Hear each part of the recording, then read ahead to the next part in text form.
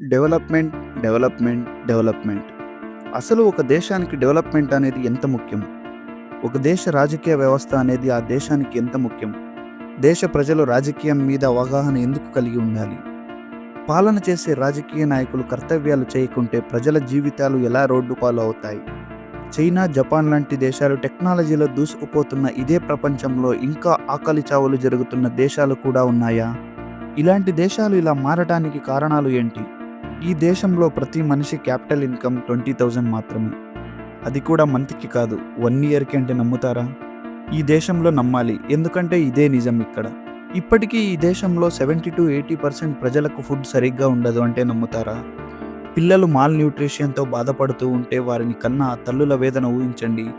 రాజ్యాన్ని ఏలే రాజకీయ నాయకులు కులాలు అండ్ తెగల కోసం కొట్లాడితే ఒక్కటిగా ఉన్న దేశం రెండుగా చీలిపోతుంది అని ఎవరైనా అనుకున్నారా? అసలు మనం మాట్లాడుతుంది ఏ దేశం గురించి అని థింక్ చేస్తున్నారా? అదే ప్రపంచంలోనే నిరుపేద దేశమైన సౌత్ సుడాన్ గురించి మాట్లాడుతున్నాం. అసలు ఆకలి అనే పదానికి మారుపేరే ఈ సౌత్ సుడాన్. అసలు ఈ దేశం ఇలా అవటానికి కారణాలు ఏంటి? సుడాన్ కంట్రీ నుండి ఈ సౌత్ సుడాన్ ఎలా వేరుగా విడిపోయింది? ఈ దేశ ప్రజల ఆచారాలు ఏంటి? ఇంత నిరుపేదంలో కూడా ఆ దేశ ప్రజలు ఎలా నివసిస్తున్నారు? ఆ దేశ రాజకీయ చరిత్ర, అన్ని వివరాలు ఈ సౌత్ సుడాన్ దేశం గురించి తెలుసుకుందాం.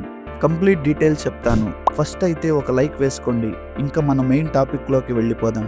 ఫ్రెండ్స్, ఈ వీడియోని లాస్ట్ వరకు చూడండి. 100% వర్తబుల్ ఇన్ఫర్మేషన్ అని ఫీల్ అవుతారు. ఇది నా గ్యారంటీ.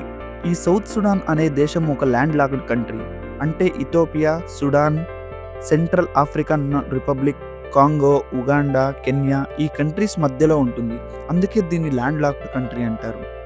ప్రపంచంలోనే యంగెస్ట్ కంట్రీయే ఈ సౌత్ సుడాన్. ఇది 2011లో స్వాతంత్రం పొందింది కాబట్టి యంగెస్ట్ కంట్రీ ఇది. నిజానికి సుడాన్ మొత్తం ఒకే దేశంగా ఉండేది. ఈ సుడాన్ ఆఫ్రికా ఖండంలో నార్త్ ఈస్ట్లో ఉంటుంది. కానీ ఈ సుడాన్ వాళ్ళ గొడవల వల్ల సౌత్ సుడాన్ 2011లో విడిపోయి కొత్త దేశంగా ఏర్పడింది. ఈ సౌత్ సుడాన్ విడిపోక ముందు సుడాన్ అనే దేశం 3rd లార్జెస్ట్ కంట్రీగా ఉండేది ఆఫ్రికా కాంటినెంటల్లోనే. సౌత్ సుడాన్ విడిపోయినప్పుడు అంతా బాగుంటుంది అని అనుకున్నారు. కానీ అసలు కథ అప్పుడే మొదలైంది. ఈ దేశం పుట్టినప్పటి నుంచి ఏడ్పులు, ఆకలి చావులతోనే ఉంది. ఇక ఈ దేశంలో రిలీజియస్ గురించి మాట్లాడితే సుడాన్లో ఇస్లాంలదే పైచేయి. అంటే ముస్లింలు సుమారు 90-97% ఉంటారు.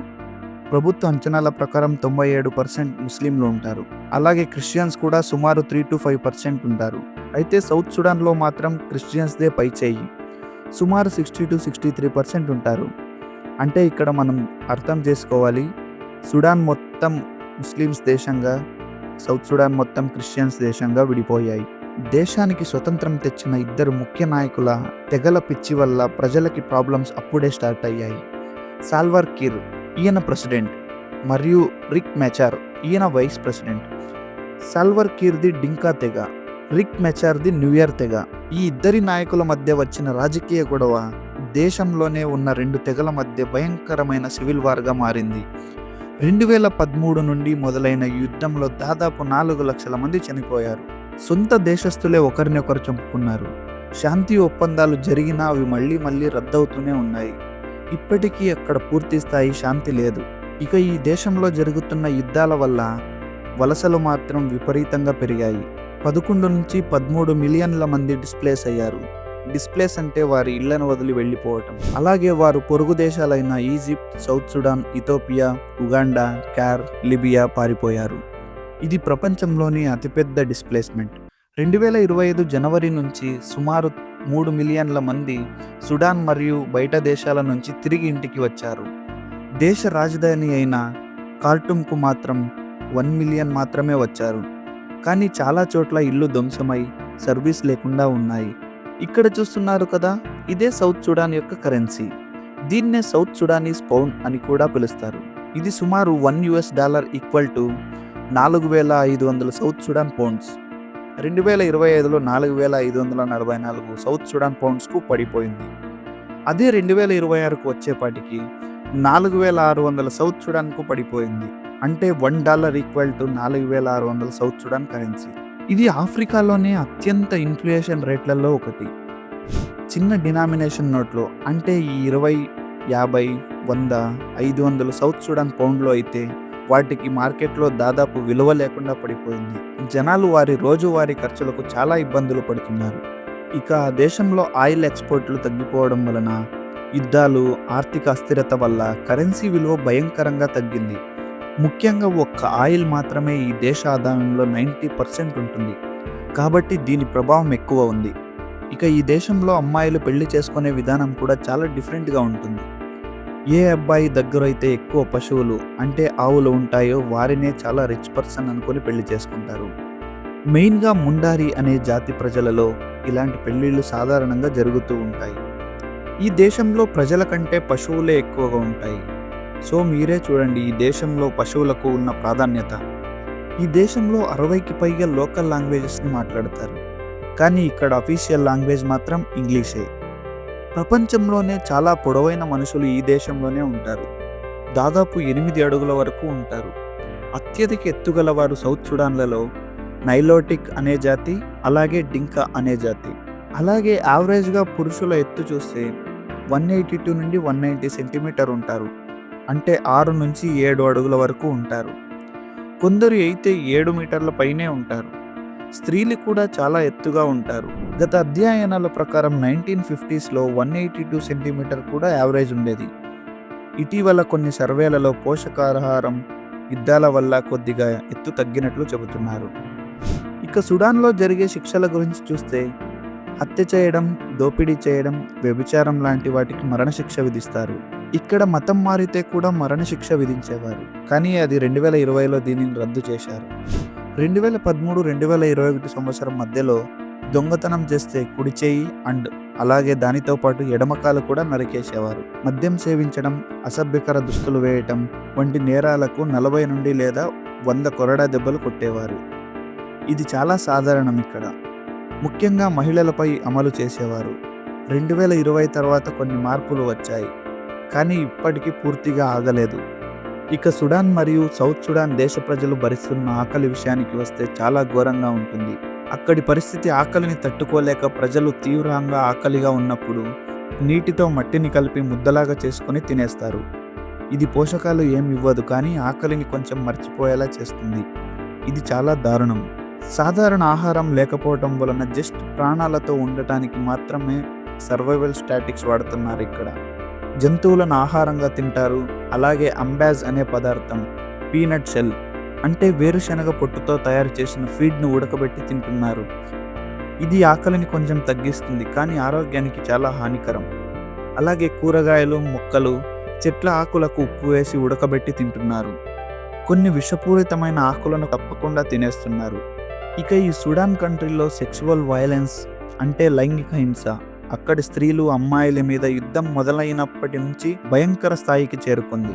ఇది యుద్ధానికి ఆయుధంగా సెక్సువల్ వైలెన్స్ని వాడుతున్నారు. ముఖ్యంగా ఆర్ఎస్ఎఫ్ అంటే ర్యాపిడ్ సపోర్ట్ ఫోర్సే ఈ పనిని చేస్తున్నారు. అలాగే దేశాన్ని కాపాడే సైనికులు అంటే సుడాన్ ఆర్మ్డ్ ఫోర్స్ మీద కూడా కొన్ని కేసులు ఉన్నాయి. కానీ ఆర్ఎస్ఎఫ్ పైయే ఎక్కువ కేసులు ఉన్నాయి అనే ఆరోపణలు వస్తున్నాయి. ఇక సుడాన్లో నైలు నది అనేది చాలా ప్రాముఖ్యమైనది. ఇందులో 2 ఉన్నాయి, white Nile and blue Nile. White Nile వచ్చేసి ఇది లేక్ విక్టోరియా నుంచి మొదలై ఉగాండా, సౌత్ సుడాన్ గుండా వచ్చి సుడాన్లోకి ప్రవేశిస్తుంది. ఇది స్థిరంగా ప్రవహిస్తుంది, సంవత్సరం అంతా నీరు ఉంటుంది. అలాగే బ్లూ నైల్ విషయానికి వస్తే ఇది ఇథియోపియాలోని లేక్ టానా నుంచి మొదలై ఇథియోపియా హైలాండ్స్ నుండి వచ్చి సుడాన్లోకి వస్తుంది. ఇది మాన్సూన్ వర్షాల వల్ల వేసవిలో ఎక్కువ నీరు, మట్టిని తీసుకువస్తుంది. సుడాన్ ఎడారి ప్రాంతం కాబట్టి నైలు నది ద్వారానే వ్యవసాయం, తాగునీరు, విద్యుత్ సాధ్యమవుతుంది. దీనివల్ల సుడాన్, సౌత్ సుడాన్లో చాలామంది జీవనోపాధి పొందుతున్నారు. ఇక ఈ దేశ అభివృద్ధికి ఉపయోగపడే రీసోర్సెస్ అంటే సహజంగా దొరికే వనరులు చాలానే ఉన్నాయి.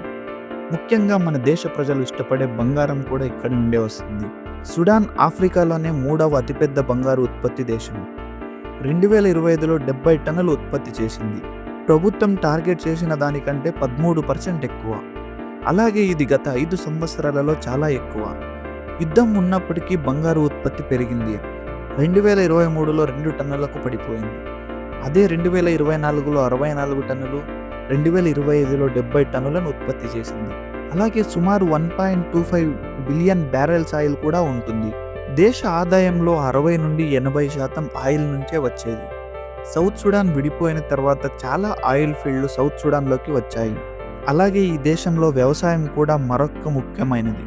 నైలు నది ఒడ్డున ఎక్కువ వ్యవసాయం జరుగుతుంది. ప్రధాన పంటలు వేరుశెనగ, కాటన్, మిల్లెట్, గమ్ అరబిక్. ప్రపంచంలో 70 నుండి 80% పశువులు, జంతువులు ఇక్కడి నుండే ఎక్స్పోర్ట్ అవుతాయి. యుద్ధం వల్ల వ్యవసాయం చాలా దెబ్బతినింది. భూములు ధ్వంసమయ్యాయి, ఆకలి సంక్షోభం పెరిగింది. దేశ జనాభాలో 60 నుండి 80% వ్యవసాయంపైనే ఆధారపడి ఉంటారు. సో ఫ్రెండ్స్, మనం ఇప్పటి వరకు చూసింది సుడాన్ మరియు సౌత్ సుడాన్లోని భయంకరమైన వాస్తవాలు. దాదాపుగా 3 ఏళ్లుగా జరుగుతున్న యుద్ధం, లక్షలాది మంది మరణాలు, 14 మిలియన్ల మంది ఇంటి నుంచి బయటకు వెళ్ళటం, ఆకలి, సెక్సువల్ వైలెన్స్, ఎకనామీ కుప్పకూలటం. ఇది ప్రపంచంలోనే అతిపెద్ద మానవతా సంక్షోభం. సుడాన్లో ఎస్ఏఎఫ్ మరియు ఆర్ఎస్ఎఫ్ మధ్య ఇంకా యుద్ధం కొనసాగుతుంది.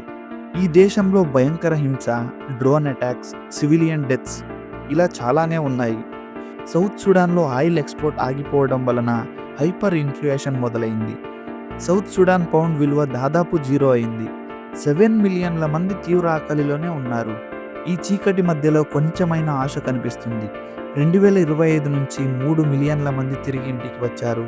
లైఫ్ సేవింగ్స్ హెల్ప్ ఇవ్వడానికి కొన్ని ప్రాంతాలలో హ్యూమానిటేరియన్ క్యాన్వాయ్ని చేసుకుంటున్నాయి. సుడాన్ ప్రభుత్వం సీజ్ ఫైర్కు ప్రపోజల్ చేసింది. యుఎస్, సౌదీ అరేబియా, ఈజిప్ట్ వంటి దేశాలు మధ్యవర్తిత్వం చేస్తున్నాయి.